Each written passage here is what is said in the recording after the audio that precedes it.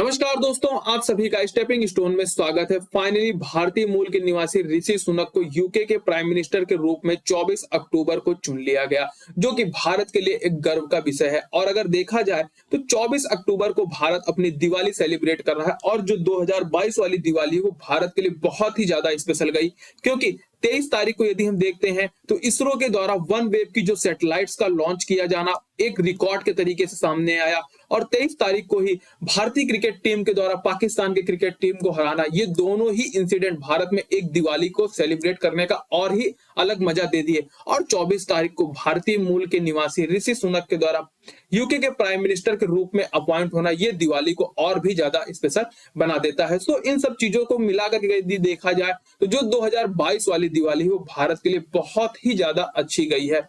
वहीं अगर हम ऋषि सुनक की बात करते हैं तो वो फाइनली यूके के प्राइम मिनिस्टर के रूप में चुन लिए गए हैं, जो कि यूके के पहले इंडियन ओरिजिन के प्राइम मिनिस्टर हैं।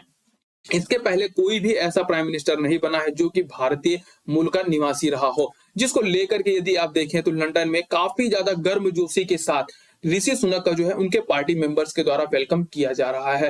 वहीं अगर हम इंडिया की बात करें क्यों ये गर्व का विषय है, तो देखो जो यूके है या यूके की जो कंपनीज थी उनके माध्यम से स्टार्टिंग में 1757 में जो प्लासी का युद्ध हुआ, फिर 1764 में बक्सर का युद्ध होता है। इसके बाद से भारत पर राज करना स्टार्ट कर दिया गया और लगभग ये पूरा राज जो था 1947 तक चला।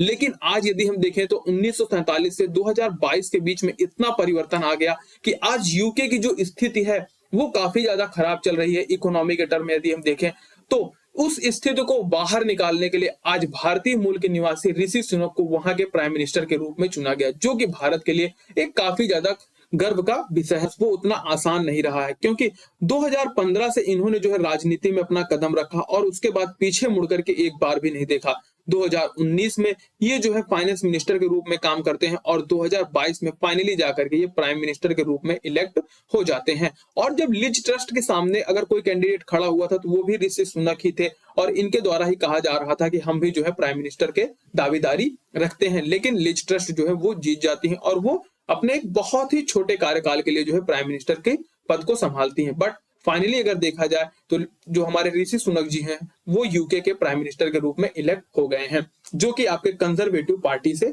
बिलोंग करते हैं। देखो अगर यूके की बात की जाए तो यूके में आपको मेनली दो पार्टी दिखेंगे। जिस प्रकार से भारत में बीजेपी और कांग्रेस दिखती है, उसी प्रकार से यूके में कंजर्वेटिव पार्टी दिखती है और दूसरी आपकी लेबर पार्टी दिखती है।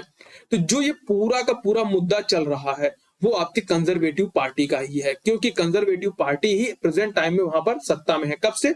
2019 से। 2019 में बोरिस जॉनसन जो है कंजर्वेटिव पार्टी से प्राइम मिनिस्टर के रूप में इलेक्ट होते हैं।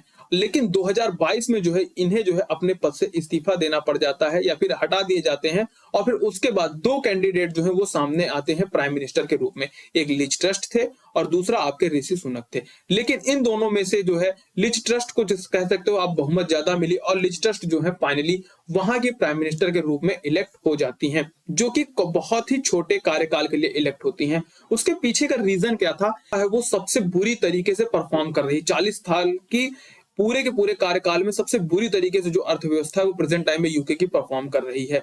और उसी बीच में लिज ट्रस्ट का आना और आने के बाद जो है टैक्स में छूट दिए जाना, ये जो है इनकी अर्थव्यवस्था को और भी बुरी तरीके से हर्ट कर रही है, क्योंकि इन्फ्लेशन काफी ज्यादा है और इन्फ्लेशन में टैक्स को छूट देना ये जो है इनकी इकोनॉमी के लिए और भी ज्यादा भारी पड़ता जा रहा था, जिसको लेकर के ऋषि सुनक जी जो है वो पहले ही वार्न कर चुके थे कि यदि आप इस तरीके से पॉलिसीज को लाती हैं तो वो देश के लिए और भी ज्यादा नुकसानदायक होगा।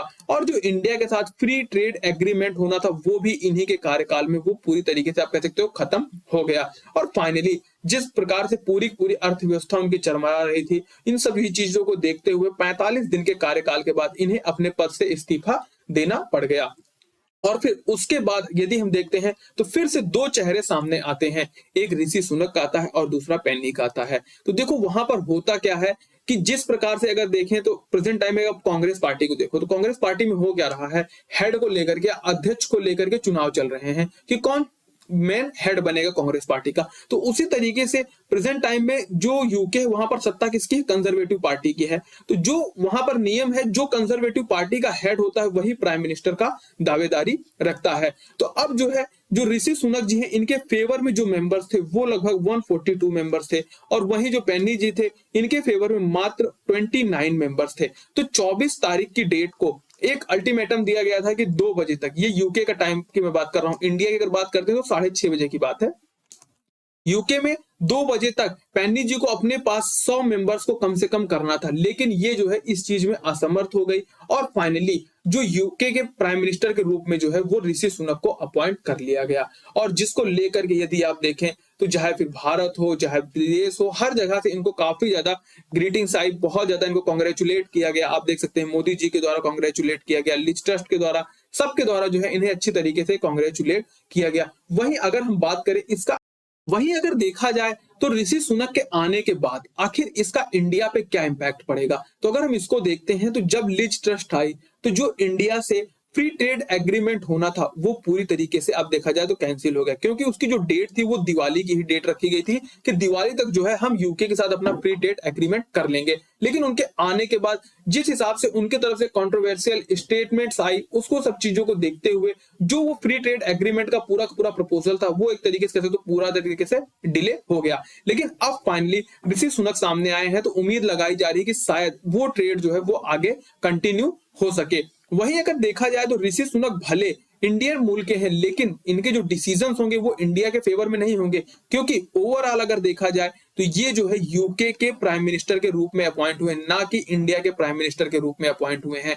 सो आप कह सकते हो कि इनके जो डिसीजंस होंगे वो यूके के ही फेवर में होने वाले हैं। लेकिन देखा जाए तो जब लिज ट्रस्ट के अगेंस्ट ये खड़े थे तो उस टाइम पे भी इनका जो विवाद था या जो इनके बयान थे वो चाइना के अगेंस्ट रहे हैं। तो जो चाइना के अगेंस्ट है तो वो आप कह सकते हो इंडिया के एक बार फेवर में आ सकता है।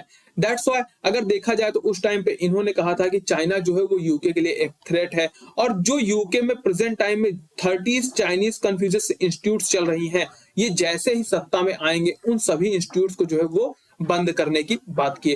अगर मैं बात करूं इन कन्फ्यूशियस सेंटर्स की, तो देखो चाइना क्या करता है कि अपने जो सेंटर्स हैं या इंस्टीट्यूट्स हैं वो अलग अलग देशों में खोलता है। वहां पर होता क्या है, इन सेंटर्स के माध्यम से अपने कल्चर्स को, अपनी लैंग्वेजेस को प्रमोट करता है, जिसको ऋषि सुनक ने जो है ऑलरेडी बताया कि वो जो है उनके लिए थ्रेट है। दैट्स व्हाई वो उसे आते ही क्लोज करेंगे। तो इस तरीके से यदि देखा जाए तो अगर ये इस स्टेप को करते हैं तो यूके और जो चाइना के रिलेशन वो और भी ज्यादा खराब होंगे। और इस बीच में यदि इंडिया और यूके का फ्री ट्रेड एग्रीमेंट हो जाता है तो वो दोनों ही देश के लिए काफी ज्यादा बेहतर होगा, और इसके बाद जो है और फिर उसके बाद इंडिया को और भी ज्यादा एक्सेस मिल जाएगा यूके के मार्केट का। तो ये रहा पूरा का पूरा इस पूरे के पूरे न्यूज ट्रांजिशंस के बारे में। इसके रिगार्डिंग आगे जो भी डेवलपमेंट्स होगी उसको लेकर के हम मिलते हैं नए सेशन के साथ। जय हिंद।